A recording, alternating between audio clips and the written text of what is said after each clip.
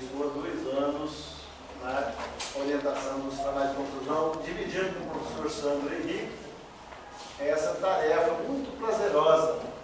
Aparentemente parece que a gente fica agoniado, morrendo de raiva, mas normalmente é muito prazerosa, porque a gente aprende muito mais com os trabalhos dos senhores do que propriamente ensina.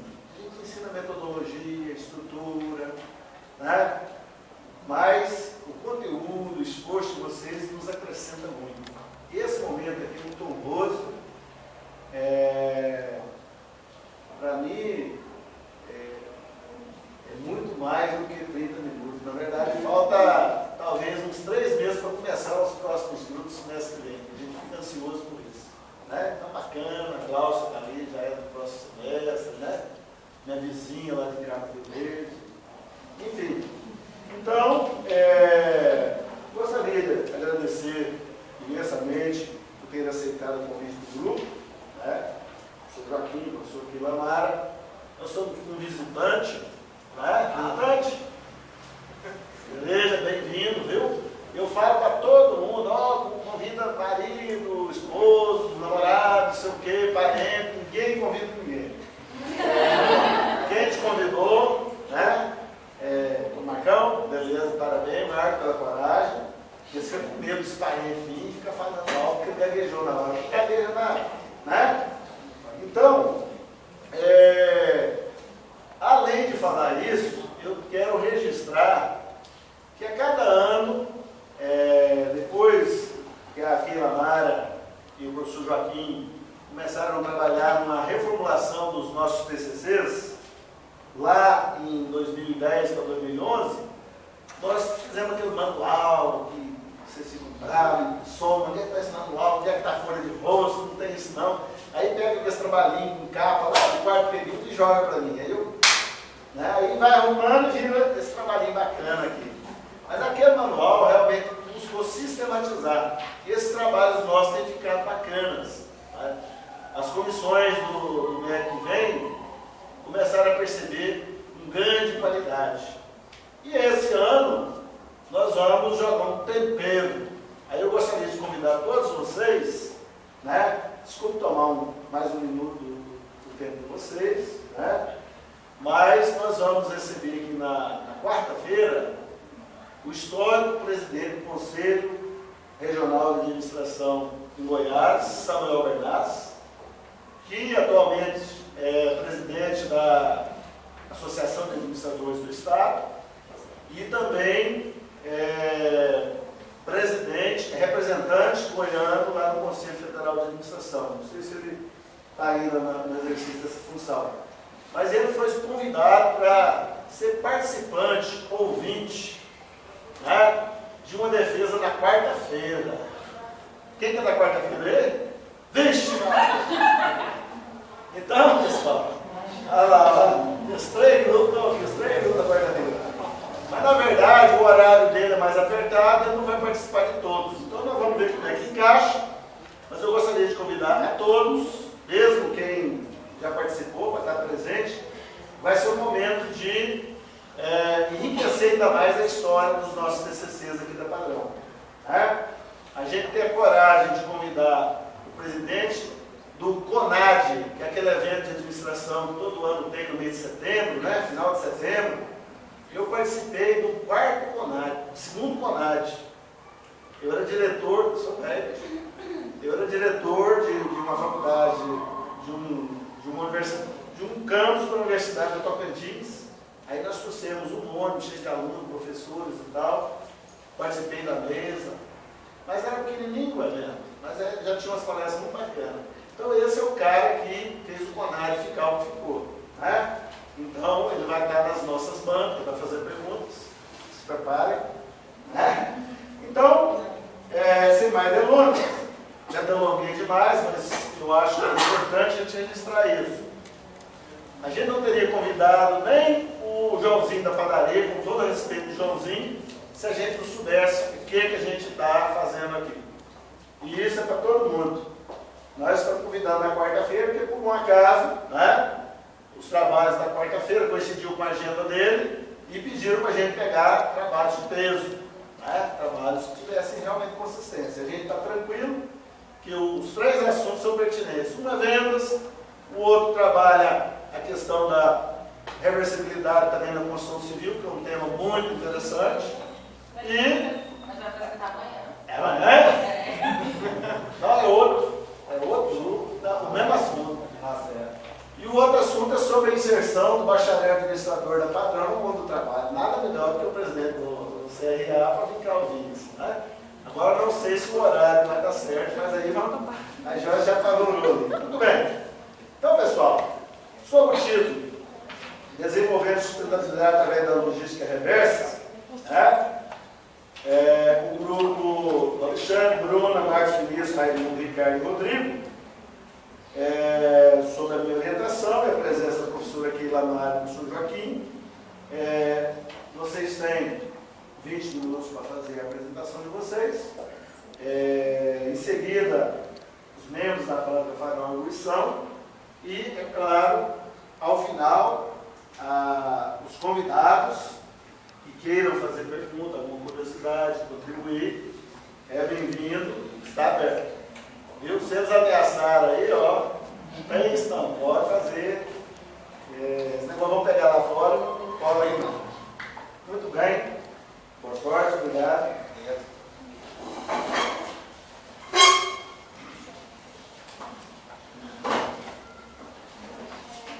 Boa noite a todos presentes. Meu grupo é integrado por Raimundo, Marcos, Rodrigo, Alexandre e Ricardo. Nós vamos falar sobre logística reversa. Por quê? Hoje em dia, a preocupação de todo o meio da logística reversa é a destinação dos produtos acabados, de onde vai parar e como que vai ser todo esse processo.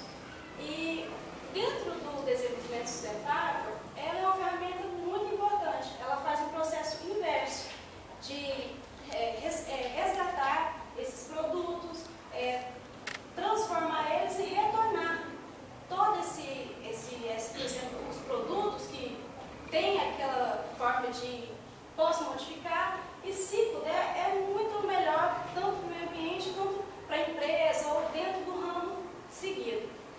O nosso foco é o refino de óleo lubrificante. O refino, no caso, é a reutilização dos lubrificantes já utilizados. Como vocês verão nas pesquisas feitas logo a seguir, feitas em um dos postos com bandeira Shell, a gente pode observar todo o procedimento de acondicionar e redirecionar o OLUC, que é o óleo lubrificante utilizado, óleo lubrificante usado ou contaminado. E a reconstituição desse óleo lubrificante é importante porque ela justifica-se pelo fato de ter uma matéria-prima muito importante, se ela é bem refinada, no caso. E as vantagens desse refino, ele diminui a poluição,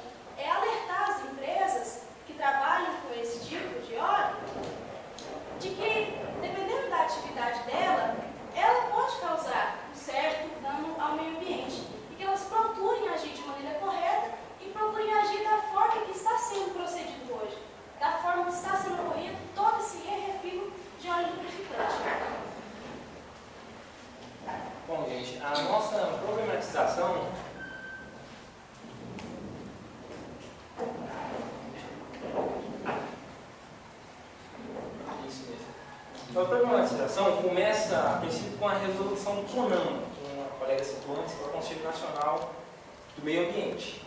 A resolução 362, onde cita, no artigo 1º, cita que todo fabricante de lubrificante ele é obrigado a coletar e acondicionar esse óleo de forma não nociva ao meio ambiente, né? E, por consequência, à sociedade.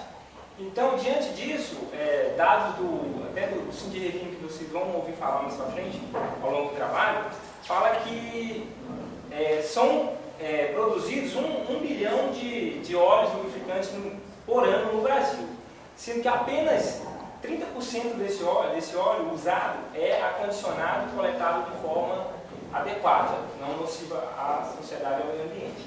Então, o que acontece?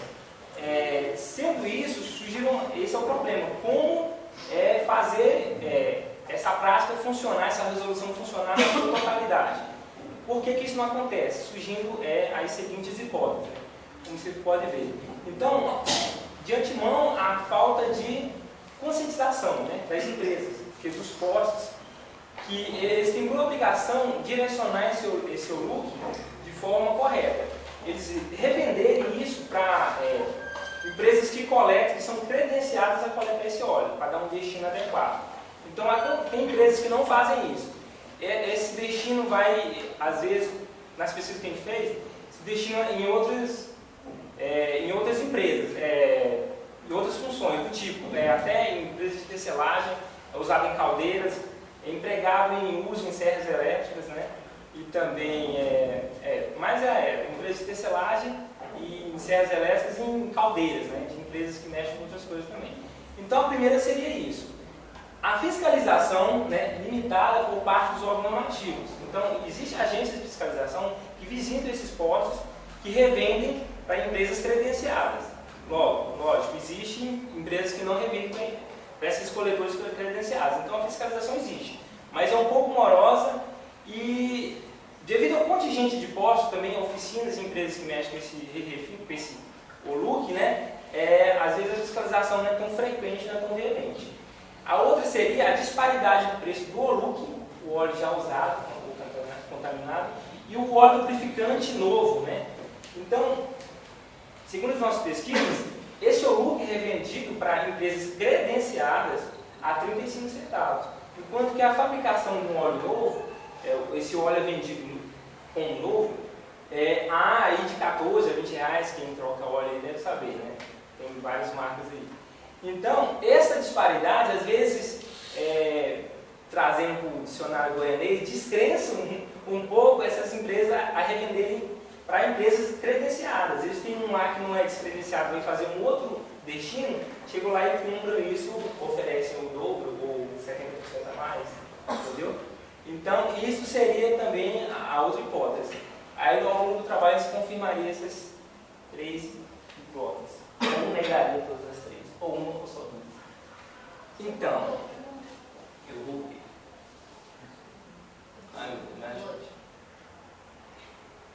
Objetivo. Então, o objetivo geral aqui é analisar e avaliar, né, a forma e o processo logístico desse OLUC, né? Bem como conhecer as práticas, né, e ver a efetividade dessa prática nos postos.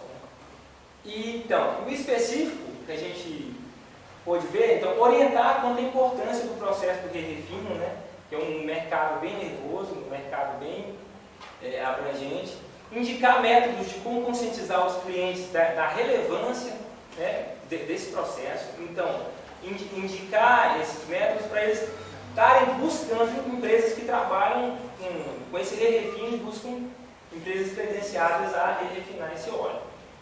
Bem como sugerir promoções e políticas de desconto. A gente esteve pesquisando, existe postos. Então, clientes assíduos, ele faz um selo verde, né, e abastecendo esse cliente ganharia um desconto. Uma política de desconto para tornar esses clientes assíduos e procurar empresas que são realmente credenciadas e sérias.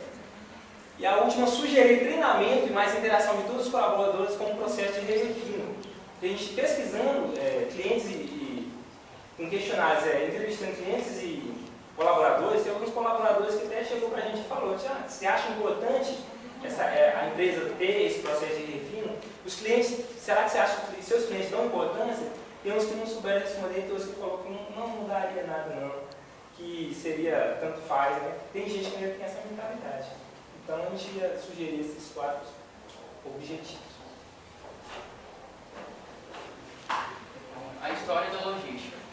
Como já está sendo falado da logística reversa, a logística reversa ela veio da logística não reversa.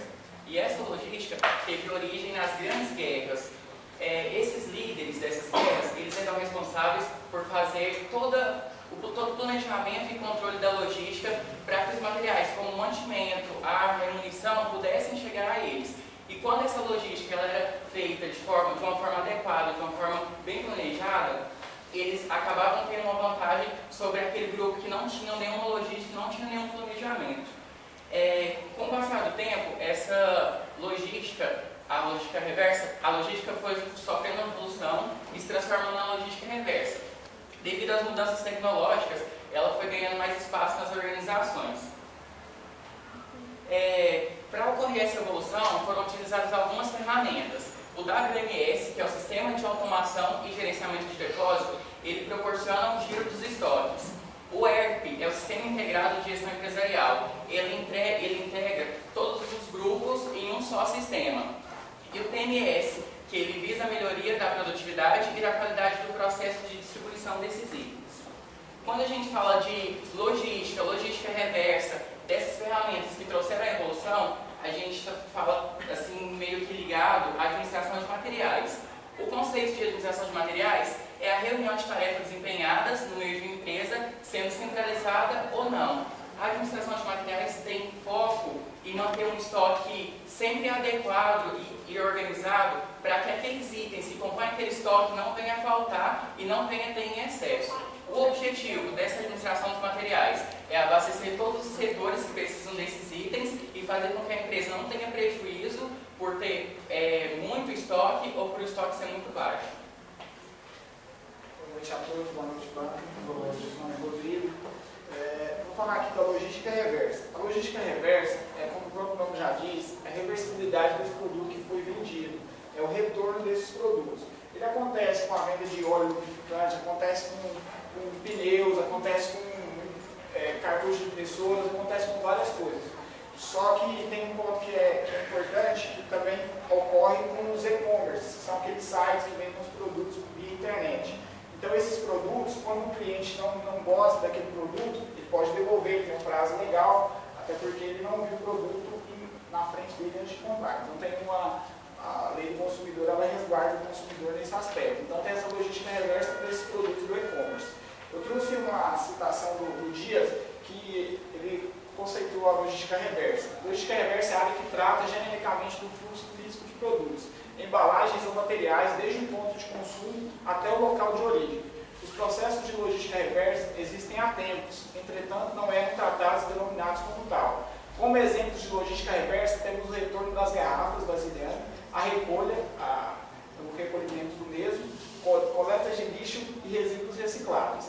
E também tem o fluxo da logística. O fluxo da logística ele tem 3 aspectos que são relevantes. O primeiro é a questão do produto, de fazer esse produto chegar até o consumidor. Tem a questão financeira desse fluxo, que impacta muito, que a principal arma da logística reversa é a mesma da logística convencional, que é o transporte. Então o transporte aumenta bastante. Então, esse fluxo lá diz o seguinte: a logística reversa está ligada a todos os fluxos físicos reversos, ou seja, desde o consumo até o despejo em ambiente seguro e adequado de embalagens e produtos no final de sua vida. Então, esses produtos, para que eles não sejam nocivos ao meio ambiente, eles precisam retornar de uma forma para não acabar com o meio ambiente, para não deteriorar o ambiente. Então, por isso, o descarte desses produtos tem que ser feito pelas empresas que ali venderam. Então, a principal responsabilidade é dessas empresas.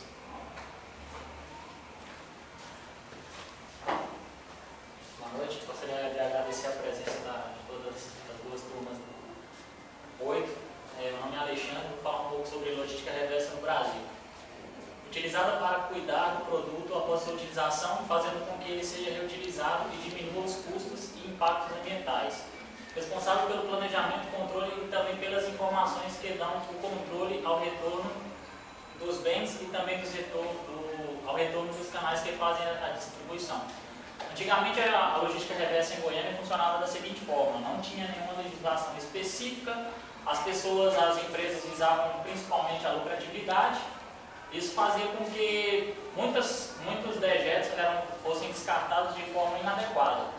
As empresas que visavam mais lucratividade podemos citar como, por exemplo, vasilhames de cerveja, de refrigerantes. Também podemos citar a questão do reuso, que é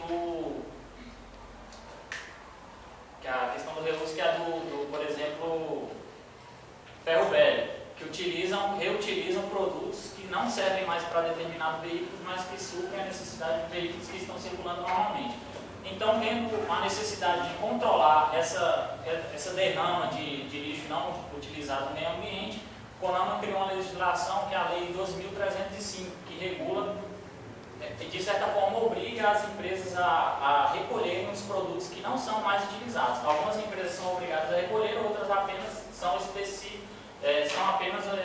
orientam apenas os clientes a fazerem o descarte correto desses produtos. Vou falar também um pouco sobre a logística reversa em Goiânia, que fala que o principal ponto da logística reversa em Goiânia, que a gente pode citar, que difere das demais cidades, como por exemplo é o programa Olho no Óleo, criado pela Saneago, pois cerca de 7,5 mil litros de óleo de cozinha usados são jogados diariamente no esgoto, diretamente no esgoto. Isso faz com que a empresa tenha um gasto maior com o tratamento dessa água, que vai para a ET, a Estação de Tratamento de Esgoto.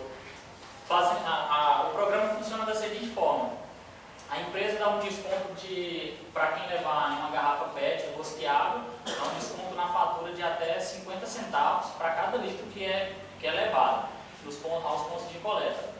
A Saneago ganha com isso como? Porque ela diminui, nesse caso aí, o gasto com o tratamento dessa água. Outro ponto também que é mais específico de Goiânia é o programa Goiânia Coleta Seletiva. Esse programa funciona da seguinte forma: o objetivo principal é evitar o descarte de produtos que deveriam ser reciclados, como por exemplo papelão, metais, vidros e papel. O objetivo tem um dos objetivos principais também, fora evitar a contaminação do meio ambiente, seria aumentar a lucratividade da renda de algumas famílias que vivem especificadamente da coleta seletiva desses produtos.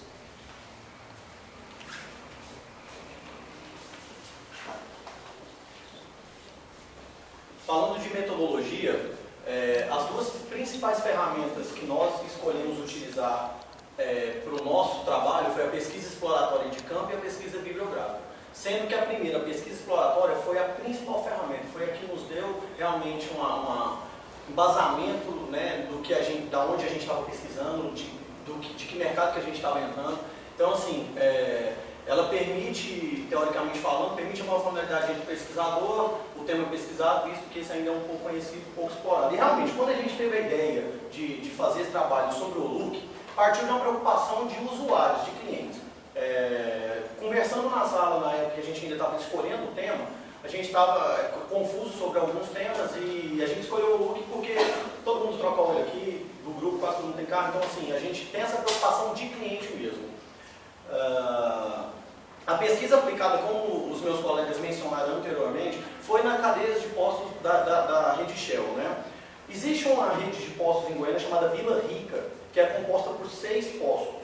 Desses 6 postos, nós conseguimos o agendamento e visita da atenção de 2 postos, foi onde a gente realmente fez a pesquisa efetivamente. Existem alguns dados que a fonte é o site da Shell, eu não vou ler para vocês a questão do tempo, mas assim, é bem interessante. Vou falar só sobre 3. A Shell ela possui licença para 30 refinarias e ela tem também, dessas 30 refinarias, ela tem autorização de 3 para explorar o pré-sal. Então assim, a Shell, como uma das principais produtoras de óleo lubrificante novo, no caso, ela tem responsabilidade diante da lei dessa reversidade do óleo. Local da pesquisa, como eu havia mencionado, no posto da Vila Rica. Assim vem as curiosidades que os colegas mencionaram anteriormente, as principais curiosidades. Quando a gente conversou com o gerente do posto, ele começou a falar desse processo. O processo do óleo, do momento em que ele sai lá do motor, o óleo queimado, contaminado, até o momento em que ele passa para o refino, ele passa por 3 empresas. Então, assim, é um trabalho assim, fenomenal. Essa logística, se funcionar redondinho, é um trabalho bacana. Ela é recolhida pelo posto Shell. No posto Shell existe um tanque com capacidade de 2.000 litros que é armazenado somente o óleo, somente o óleo queimado. Eles gastam em volta de 3 a 4 meses para encher esse tanque todo. Para ter noção de espaço, o Oluc, esse tanque convencional de etanol, de gasolina, capacidade de 35.000 litros, esse de 2.000 litros. Enfim, entra na jogada aí uma empresa chamada Petrolub, na qual a gente fez pesquisa de campo nela também. A Petrolub, o que ocorre? Ela é uma empresa que a gente poderia classificar como distribuidora. Ela coleta o Oluc lá da rede de postos Shell, da maioria dos postos Shell aqui em Goiás, é a Petrolub. Ela paga pelo óleo à vista quando ela é chamada para coleta e ela revende o Oluc para uma outra grande empresa. A Petrolub possui 8 unidades coletoras espalhadas pelo Brasil em pontos estratégicos. Aí entra, vocês estão vendo as imagens da Learte. A Learte é a empresa de refino. Ela é a maior empresa de refino da América Latina. A capacidade dela, se não me falha a memória, são 160 milhões de litros de óleo refinados por ano. A fonte recolhida dessas informações é a próprio site da Learte.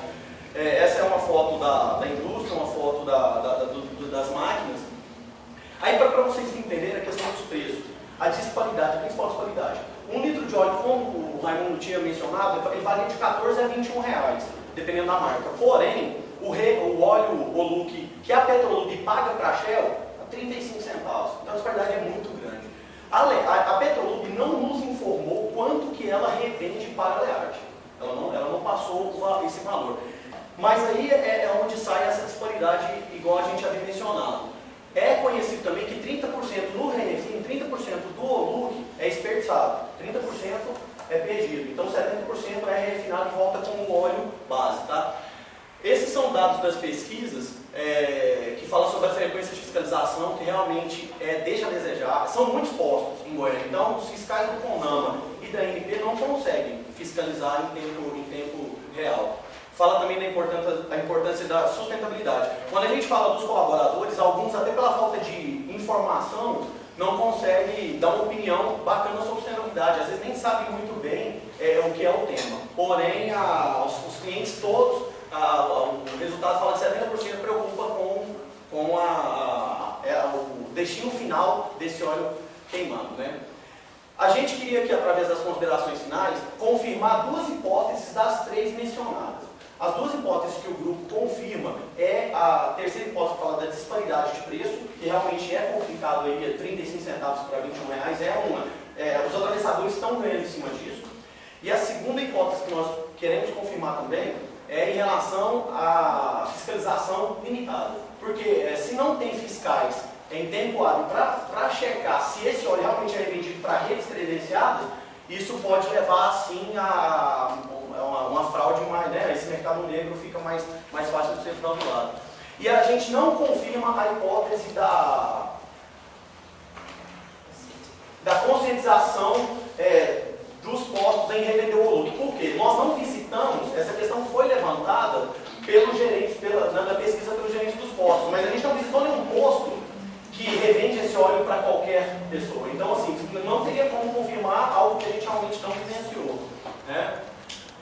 E a mensagem que a gente deixa para vocês é que uma mente que se abre a uma nova ideia jamais voltará ao seu tamanho original. Albert Einstein.